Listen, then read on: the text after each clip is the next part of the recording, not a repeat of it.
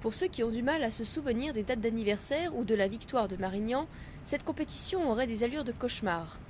Mais pas pour eux, ces participants venus du monde entier s'affrontaient au championnat de mémoire du Royaume-Uni.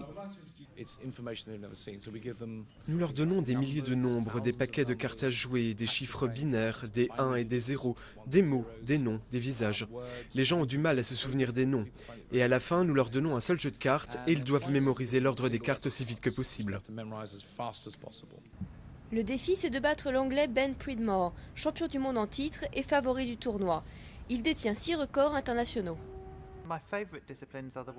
Ce que je préfère, c'est les épreuves avec des cartes et des chiffres binaires, parce que j'ai conçu un super système pour les mémoriser, ce qui me donne l'avantage. J'ai toujours de bons résultats dans ces disciplines. Chacun ses techniques, mais la plupart des participants se servent de leur mémoire profonde, ancrée, comme les souvenirs des différentes pièces de leur maison d'enfance. Puis ils créent des liens entre les données vides de sens à retenir et ces mémoires anciennes pour mémoriser de nouveaux faits. Une pratique fastidieuse, mais ces pros de la mémoire assurent qu'elle vaut le coup.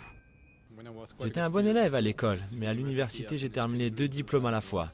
J'étais l'un des meilleurs étudiants de l'année et je le dois beaucoup aux techniques de mémorisation. Après 2 jours à se souvenir de tout, l'un d'entre eux sera couronné champion de l'Open de Royaume-Uni.